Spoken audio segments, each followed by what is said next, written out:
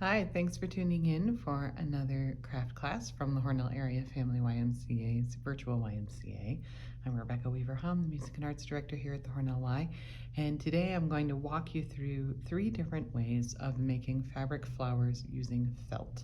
Specifically, I'm using a wool felt that is sold in sheets. It's a merino wool blend, and so it's a little bit thicker than some of the craft felt you might find, and I think it holds up really well. The great thing about felt is when you cut it, the raw edge doesn't unravel over time. It can get a little fuzzy, but that's about it. So you don't have to finish the edges when you do things like that.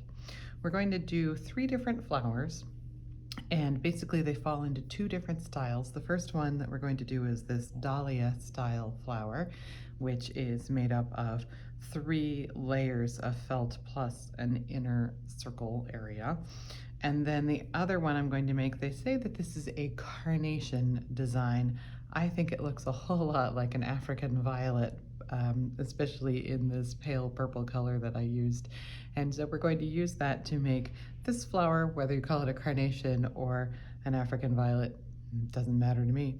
And then we'll use that same basic template to make a poppy. So my poppy happens to be light orange because I didn't have poppy red, but I thought that would be a nice one as well that's very similar.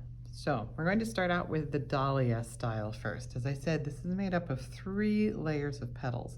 And the way I did it for this one was to have the colors shifting from this deep turquoise blue to kind of a medium aqua to a very pale blue, and then I brought the turquoise back for the center. But it's quite simple. All it is to the construction is there's a circle of felt on the back, and you can see all of my stitches here that don't show on the front. And so after we stitch all the petals together, then we simply put the thing together.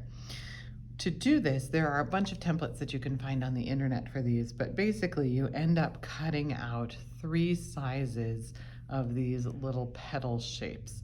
And then all I did was put some thread. The color doesn't matter, so I'm just using white thread for convenience sake here. I might use a darker color if I were doing a really dark color of felt, but with these pastels, it doesn't matter to me very much what I do. So then each time I take a petal, I fold it the same way. I fold it from one side to the center and the other side back over, and that makes it look like a dahlia petal. And then I just stitch through this with a couple of stitches. These stitches aren't going to show, so it really doesn't matter how precise and neat they are. The big thing is we just don't want this thing to come undone. Now, all of these flowers can also be made using something like hot glue or a fabric glue, a really strong fabric glue. And a lot of people on the internet do use these with hot glue to finish them, but I am personally terrible with hot glue, so I don't use hot glue very often, and I would prefer to sew them in place myself. So the pattern that I worked from suggested using 8, 10, and 12 petals each. I ended up bringing in a couple more of all of them to get it to fill out the way I wanted it to, but that's roughly the idea. And so after you get all of these together, I'm just going to go ahead and prep my thread again. I'm using doubled thread, just putting a knot in the end and snipping off that little excess bit, just so that I don't have to do that while my hands are full of something that I'm holding in place. So then I used the circle on the back and then arranged my petals around. These ones are not exactly the same proportion as the other ones, so they will turn out looking a little differently.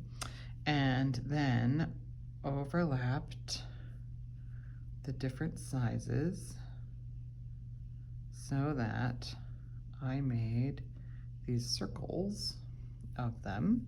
So you can see how that would look.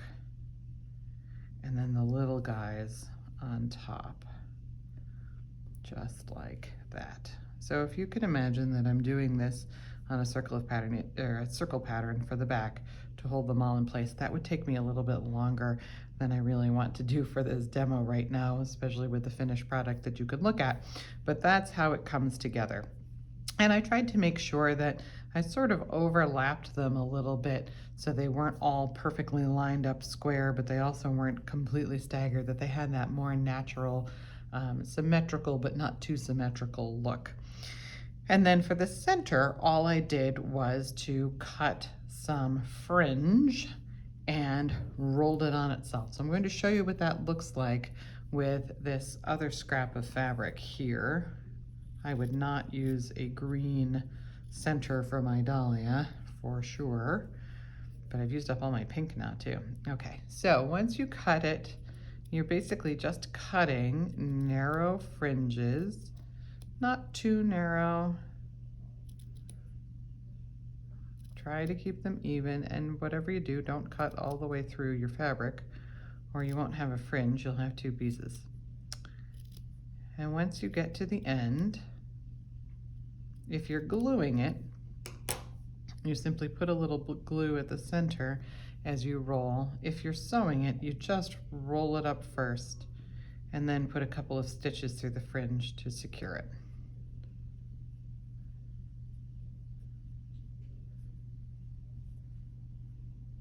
So if I'm rolling it up like this, then once I have it done, I just sew through from side to side, making sure I catch that last end where I've wrapped to the outside. Go all the way across. Try not to pull it all the way through like I just did. Goodness. Come back across. There we go. And just put a few stitches. And what I sort of did was worked my way around the outside of the circle, kind of back and forth, so that I made sure that I had it secured. If you want to, you could even wrap your thread around it a couple times if you come up through toward the outside, and that would pull it more tightly together if it's starting to get too thick on you. But you could see from this that this fans out and makes a lovely little center, but to fill the center of my dahlia flower would have taken about 5 times as much. So I actually did use the entire 9-inch length from a piece of felt. I cut it about 1 inch long and 9 inches across, and then I fringed that and used it, and that worked out pretty well to fill the center of my flower. When you get to the point where you feel like you've put enough stitches in, just put a little loop, knot it, cut it free, and you're good to go. So that is how to make a lovely little fabric dahlia, either in a solid color like I've done here with these petals, or you could use the sort of ombre effect if you wish. So that's the first one, the dahlia. The next two actually have really similar construction styles, and that is to make this carnation, or as I called it, the African violet, and it's ridiculously simple, if I may say so myself. You basically need to get a 5-petaled template like this that looks nothing like any of the flowers we're going to finish up with, and trace 6 of them onto your felt and cut them out. I am trying, when I cut these out, to cut just to the inside of my marked line, because although I'm using a water-soluble marker for this, I don't want to end up with the marker showing at the end. And so I'm just cutting just to the inside so that it doesn't show up on my finished product. I could then use water and get the mark lines off, but I figure since I'm not really planning on washing these, I'm not going to. And you certainly don't have to use a fabric marker like this. You could use, frankly, a pencil or a ballpoint pen to do the marking, and again, just cut just to the inside of your lines so that you don't end up with your marker lines showing. So after you've cut your 5-petal shape out, make sure you've put a knot in your thread again. And again, I'm doing this all of these flowers, all these projects with my thread doubled for a little bit extra strength.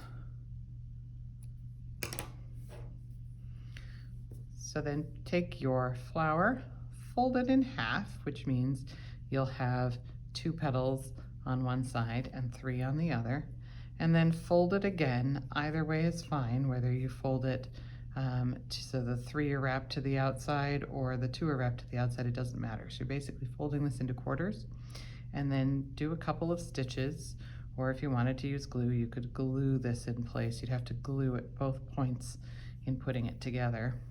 And all we're doing here is just securing it. So I put a few stitches in just to hold it in place and put in a little knot at the end. You need 6 of these to make this flower. And you also need something to back it with. You could cut a circle if you wanted to. It would be very easy. I'm just using a bit of the leftover scrap of the same color when I cut it out. And you start out by putting 4 of these little petal units points together. They're a little bit floppy. So 1, 2, 3, 4, like this. And you're going to put those onto your backing piece. So I have this guy ready to go.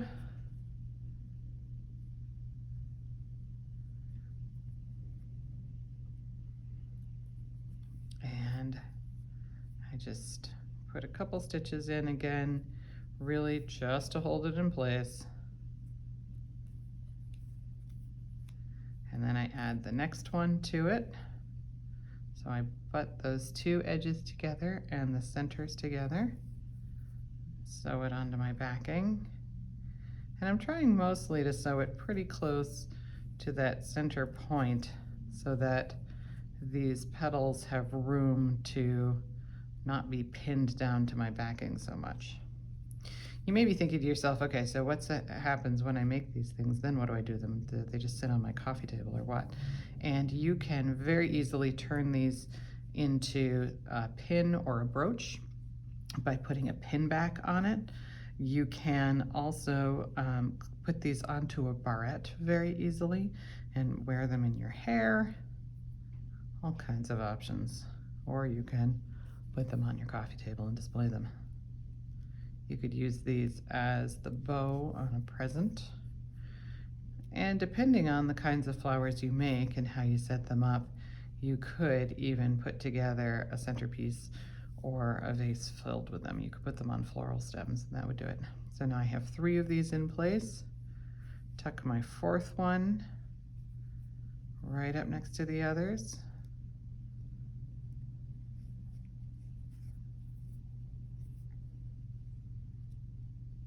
And stitch it in place. Hopefully not letting it wiggle away from the others. There we go.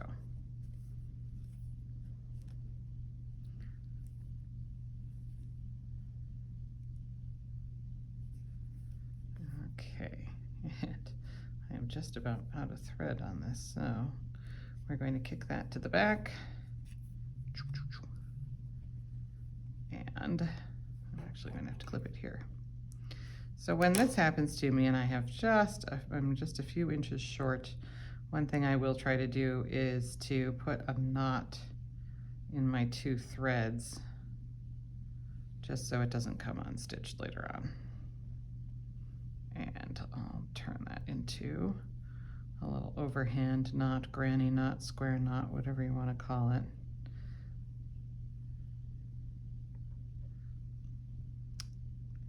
And secure it.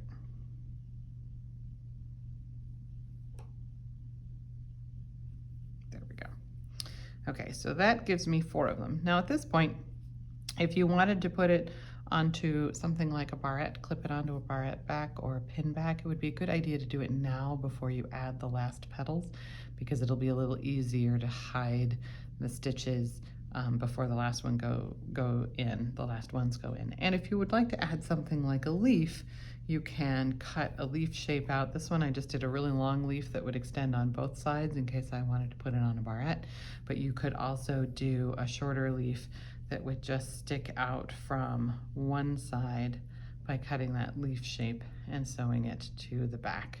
You could even do, the one I did for this poppy design isn't really a true poppy leaf.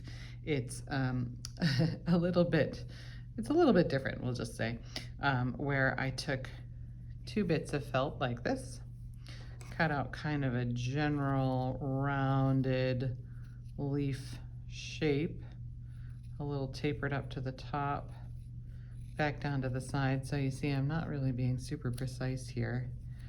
And then I did the same thing I did with those dahlias, except that I offset the 2 leaves. They don't look the least bit like leaves, do they? No. And then folded them over one side and the other side. And now suddenly that actually looks like something, doesn't it? This is the point when I should have threaded my needle already. So I'll put that down for just a second. Thread the needle again. We'll attach a couple of leaves to the bottom of this flower, and then I'll show you how to finish it.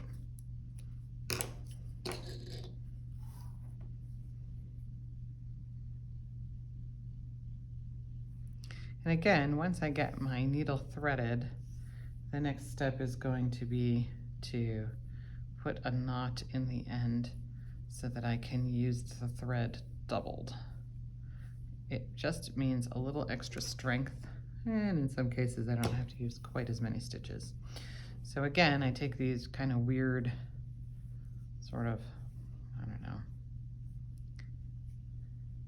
they're just weird shaped things. I don't have a good name for them. They look a little maybe like tombstone cactuses or something, I don't know. And as you can see, sometimes when I pull through, my knot does pull through. The advantage of using 2 bits of thread, it's also you get a slightly thicker knot at the end, but if you're consistently pulling your knots through, you can just double knot it instead of a single knot, and it'll hold a little better.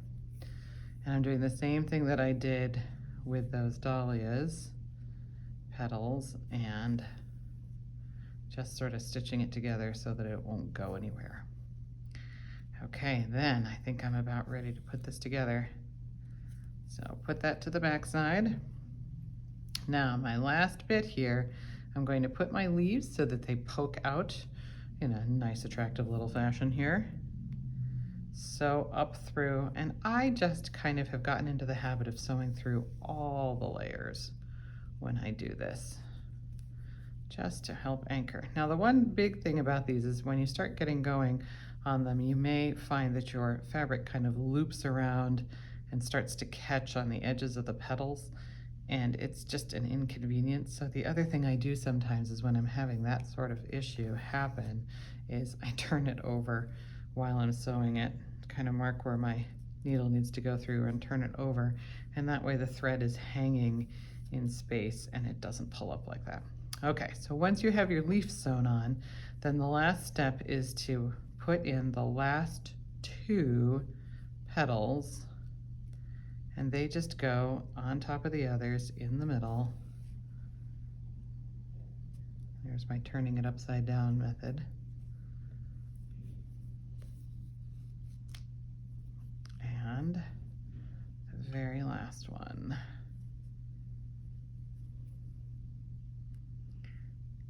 And sometimes I will even, if I'm doing this, instead of coming up on the edge of these petals like I did with all the others, that I'll actually kind of come up through the middle of them a little bit to help really disguise the attachment points, because I don't want anybody to see my stitching if I can avoid it. So I just came up through the absolute middle of this thing, and now back down and through. And then when you get totally to the end, again, just put a good strong knot in the back. Maybe 2 knots in the back. And clip your threads and you're good to go. So there you have it. How to make a little carnation or African violet, depending on your color scheme. The poppy design that I did works the same way. There are a lot of different ways of making your own poppies that you can find too. And some of them use If they're going to use felt, they use just a few pieces of felt to kind of get that sort of outside crinkly look to it. But this one uses a really similar construction method to the other two flowers that we use. So I wanted to show you that, to show that you don't necessarily have to do these things all completely differently from one another.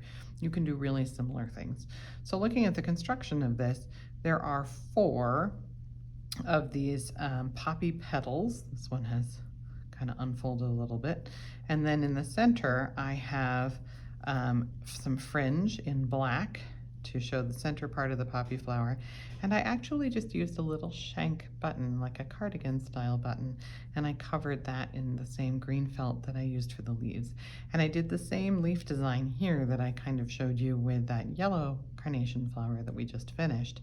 It doesn't look at all like a poppy leaf, don't get me wrong. It looks nothing like a poppy leaf, but peeking out from the edge like that, it actually looks pretty good.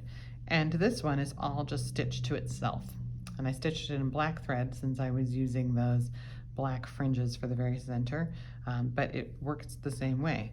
And the only real change is that instead of using that 5-petal flower, I actually just took this cup.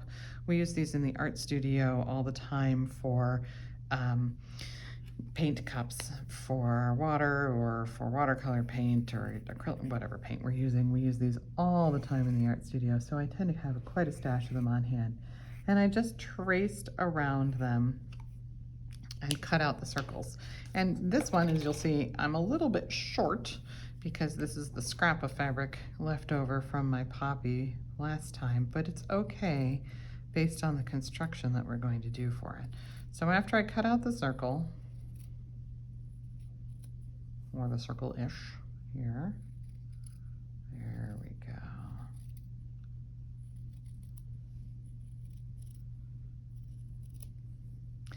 Then instead of folding it in quarters and having the sides be so different, the way we did with the 5-petal flower, I folded it in half first, and then I just kind of cut out a little bit of shaping just to give it a little texture when I fold it together. And then I actually refolded it the other way and folded it into quarters. And this is when I did that thing that I said I wasn't going to do, which is that I failed to knot my thread before starting. So now you'll see the difficulty of holding on to a folded flower petal and trying to fix your thread at the same time. However, if I have to, I can just put it down, right? Start all over. Okay, so after I hopefully get my knot in place, yep, okay. Then I just do the same thing with these petals that I did with the carnation petals. Stitch them in place, pull my knot through apparently, stitch them in place in the centers. But for the poppy, I only used 4 of them, and so I stitched them together 1, 2, 3, 4, and just stitched them one to the other, and didn't worry about filling up the center because I have this fringe and button center for the center of my poppy flower. But other than that, the construction goes together the same way as the carnation does. So that is ways to make 3 different flowers: a dahlia, a carnation, and a poppy out of felt using some very similar construction techniques to each other. Thanks so much for tuning in. I hope you enjoy this class and others from the Hornell Area Family YMCA's Virtual Y.